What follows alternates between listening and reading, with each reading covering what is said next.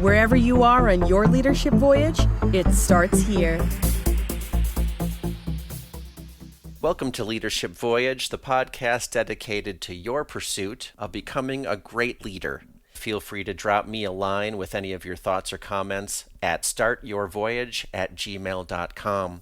My name is Jason Wick, and today we talked with Bob Stone, engineering manager with a breadth of experience. We talk about transitioning from a contributor into management, discuss some of the common challenges managers face, and also that progression of managing managers. I loved this conversation with Bob, and I know you'll enjoy it just as much here on Season 1, Episode 2 of Leadership Voyage.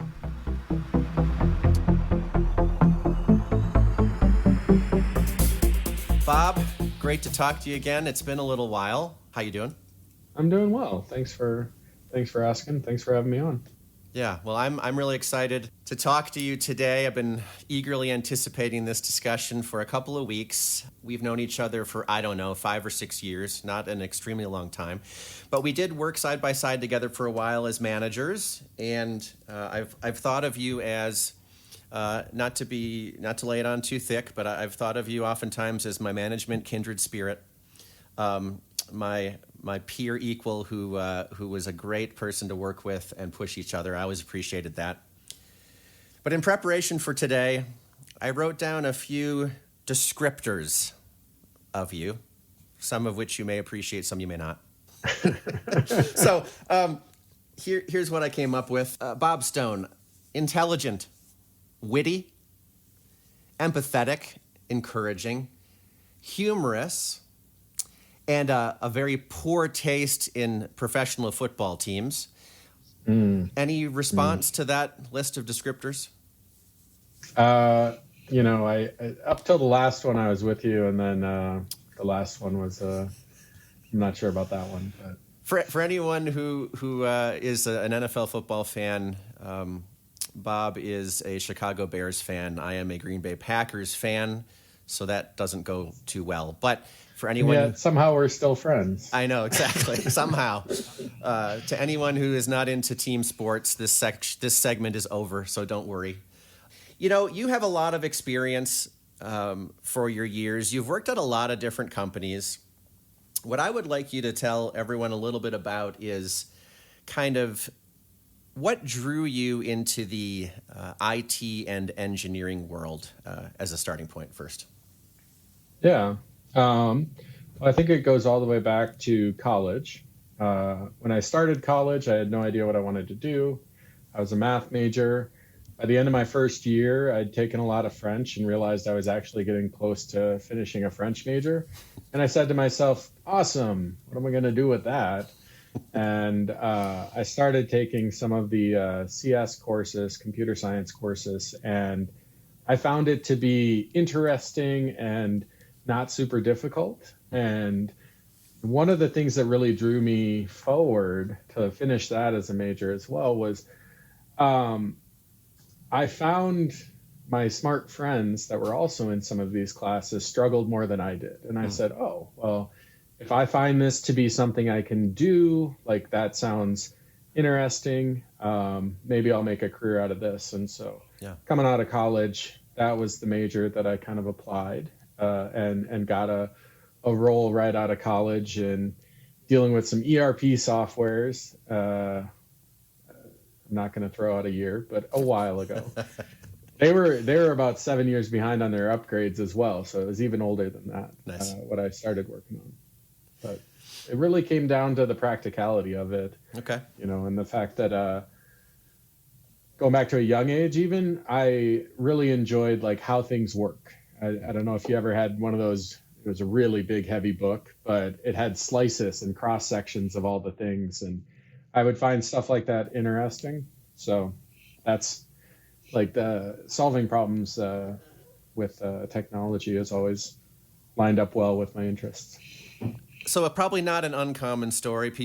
Many people go off to university to find out what it is they're interested in or good at, or what they want to apply into their professional lives, which is good. A lot of people can identify with that. So you got out in the workforce, you're doing some things, and you are pretty good at it, allegedly. Someone said. And this discussion here, we want to focus on management, leadership, and whatnot, right? So you're good at your job as an engineer, and you get an opportunity somewhere along the line to lead a team or be a manager. Tell us how naturally that came for you after being an engineer. Yeah, it did not come naturally at all. So my first opportunity was at a company. I had success building a tool that was used that it really transformed the way that we managed our jobs. It was a construction company where we manufactured and installed stone veneers. And all that had to happen is we needed to know approximately within a week or two, when are we going to need that particular stone to show up at that job site? And people would not update things like they were supposed to update things. And a truck they'd make the stone, they'd put it on a truck. This is a really large amount of things like on that truck. And they drive to drop it off, and there's a dirt lot. They haven't started building the house yet, but nobody updated the date. So I built that tool, and they said, wow, we could actually do some stuff here. Why don't we hire you some more people? We'll get people in there and see if we can do some more cool things. And so I hired a person. I had no idea what I was doing interview-wise, and then did not have great luck. Did not have a lot of mentorship myself on how to lead people. Mm-hmm. And so I'd been doing that for about 2 years before I got some help, which was my first foray into Patrick Lencioni, 5 Dysfunctions of a Team, and starting to see start from the person that you're working with and then work backwards to the problems you're solving, as opposed to, hey, here's the problem. Why don't you just go solve it? Oh, it's different than I'd want. I feel like I was probably a terrible manager for a couple of years there, but definitely started to learn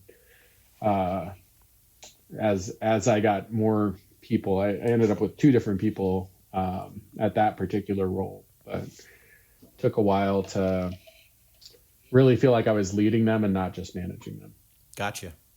Yeah, interesting distinction. I think a lot of us have interesting first management experiences. I know that mine, I definitely was, I feel embarrassed about it. I mean, that was about 15 years ago or so, and I vividly remember late one night working on a project that was down to the wire, and somebody was goofing around or something, one of my team members, and I remember actually yelling at them, saying, if this fails, it's going to be my ass that takes the fall or something. I was just like, if I could talk to myself 15 years ago, what a fascinating discussion. Anyway, so you talked about not having a ton of mentorship, and you have, and then you name dropped Patrick Lencioni there. Now, for those who aren't familiar, Patrick Lencioni runs this group, I think a consultant group. It's called the Table Group. He's got many books, 5 Dysfunctions of a Team, The Ideal Team Player, The Motive. They're all very interesting. They take place as kind of a fable. He also has a podcast called At the Table, I believe. And what about this work from Patrick Lencioni and his group really was speaking to you as you were kind of learning to go from someone who told people what work to do to actually helping lead the group? Yeah. I started to read the fable part, and I realized I was the bad guy. There's clear roles and clear dysfunction happening, and I just recognized so much of the day-to-day in what was happening. And then I was interested by the time we got to the second half of the book of, yeah, but could it not be that way? And then I think just opening up to some philosophy was a big part of it. And from there, I could have different influences. I would talk to people about how they liked to lead people or struggles that they went through, and just got better at talking about everything and being able to approach leadership in a way that, hey, we're on the same team. We're trying to do some cool stuff here. Like, how do we get this to be as effective as possible so we can do more cool stuff, Yeah. But I think it was really the fact that I was coming from almost no guidance to okay, now I finally have, an idea of where I could be going and how I could, it's not just about leading more or leading better. It's about how do I present myself to my team, to others on behalf of my team. It's the entire, there's a lot that goes into leading a team, and your comment about I'm the one that's going to get blamed here. It's like you learn very quickly that you're supposed to take that blame. Yes. And you're not supposed to pass that down. You pass the praise down. You praise everybody, but you own the blame, because at the end of the day, maybe there was something you could do. Mm-hmm. Maybe there wasn't, but again, you don't need to throw people under the bus that you're trying to build trust with. So, right. Well, it's an interesting turn, to go from how we maybe started as managers in our respective spaces to kind of evolve towards this people-centered, the recognition and acknowledgement that no matter what objectives you have, there are people doing this work. And everybody says that, I suppose. But mm-hmm. when you really acknowledge it, it perhaps is a little bit different. Now, one thing I really observed working with you, what I would say is people really love working with you, best I can tell. And that's really a cool attribute, I think. A lot of times people are either afraid of their boss, or maybe their boss is afraid of them. I don't know. Seen that too. Yep. But, something that you've gained a little more experience in lately is not just managing people or managing a team, but managing managers who are managing teams. Mm-hmm. What does mm-hmm. that look like? How is that different than some of the descriptions that you have just laid out, if at all? It is different because, teaching someone what has to happen, the goal setting is easy when one layer beyond you is the code that needs to be pushed out. One layer beyond you is a feature that needs to work. And the minutia of the details are on that person to figure out. But when you're 2 layers up, sometimes it's a case where it gets very meta, because you're trying to have the conversation that you want that person to have with the next layer down. So you try to talk more about how are you pushing the team? And then you catch on to something and you're like, yeah, but are they going to be successful? How do you ensure they're successful? And so you're taking a step back of trying to lead someone to be leading and not lead someone to do.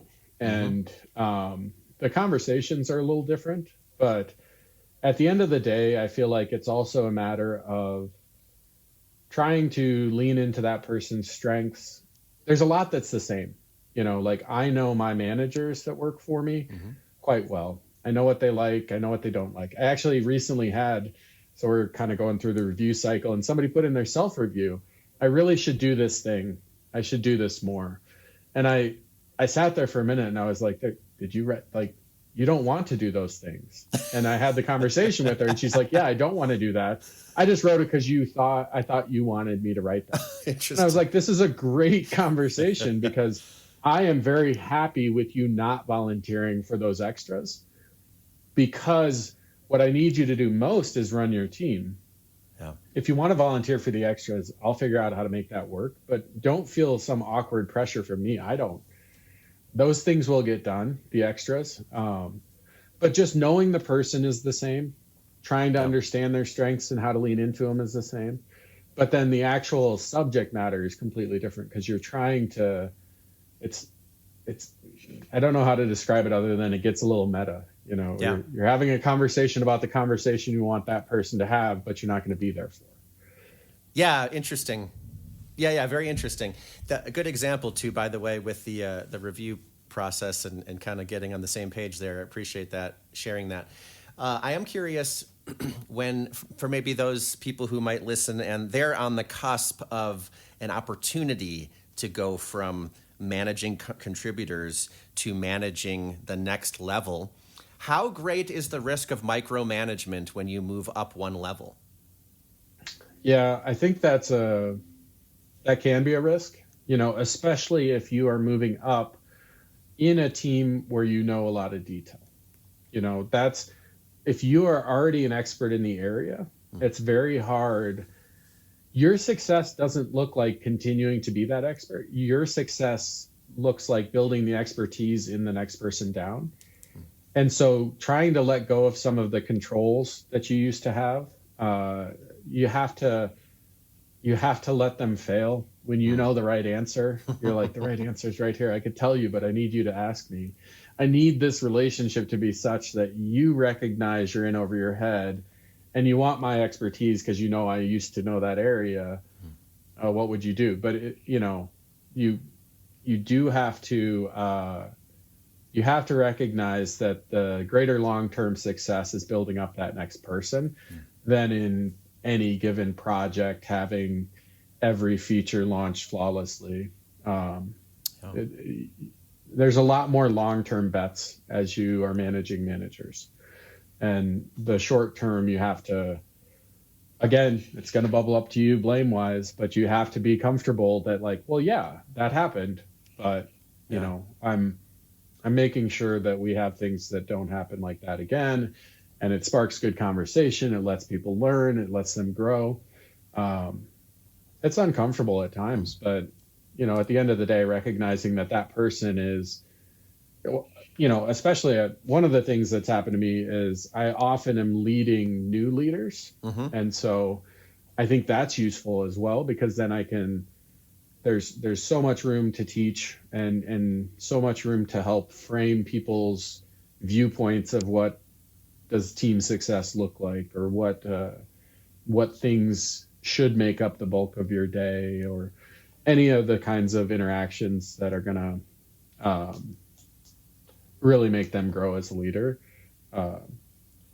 It's just a little different than if you have a very seasoned leader who has very good ideas, and then you can step away from the day-to-day because you trust them to lead all that well, and you can talk about their journey to the next layer or whatever that might be.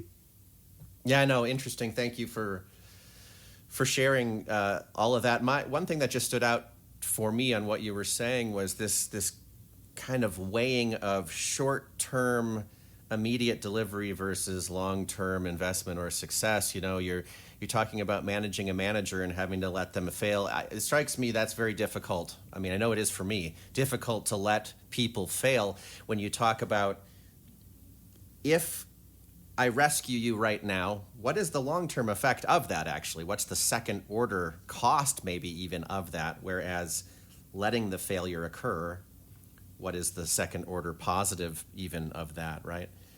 I mean, if there's a tight deadline, if there's I'll intervene. I don't let it all fall apart. But what I will often try to do in those cases is also be behind the scenes with any suggestions. Me to the manager still owns the success. Manager still owns telling the team we're going to pivot slightly. Where'd the pivot idea come from? It came from me, but private Slack DM, hey, I think you're missing this thing. I really think it's worthwhile. Let me know if you want help trying to prioritize it, or, like whatever the detail is that it might be missing, trying to make sure that it can be passed on in such a way that the person can still own that change and that success.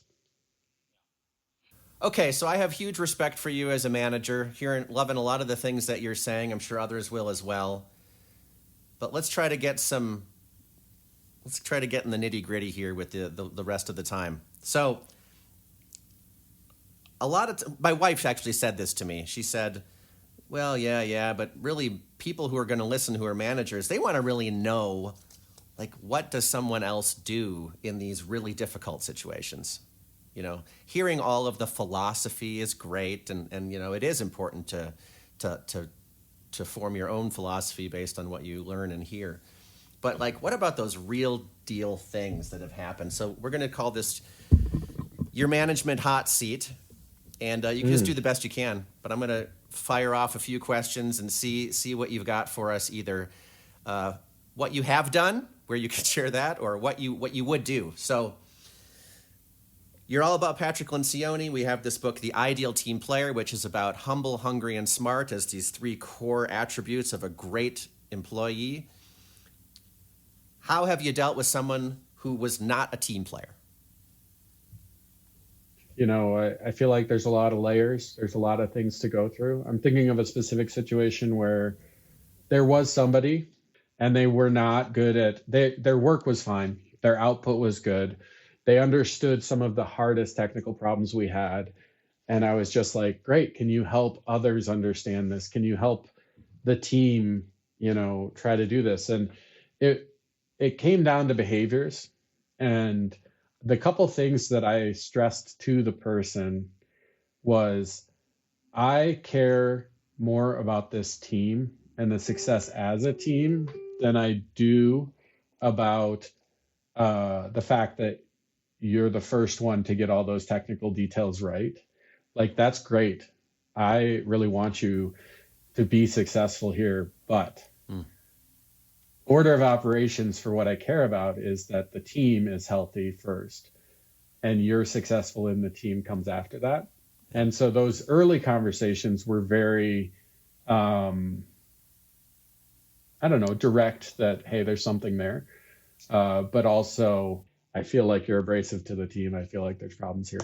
We did end up parting ways with the person. And it was when I think about that situation about somebody not being a team player and realizing they're not right for the team and then parting ways, the person was not surprised, right? Yeah. Like, the actual final conversation happened and they're like, okay, I tried my best and, we weren't right for each other. And someday, I'll fit in a team and that's fine, but maybe it's a different style team than what I was running. But, it was one of those where if you end up having to manage somebody either to departure one way or the other, then I think just, again, circling back to start with the expectation and how it's not being met. Yeah. It's easy to just put that one off every day and the next day and the next day, right?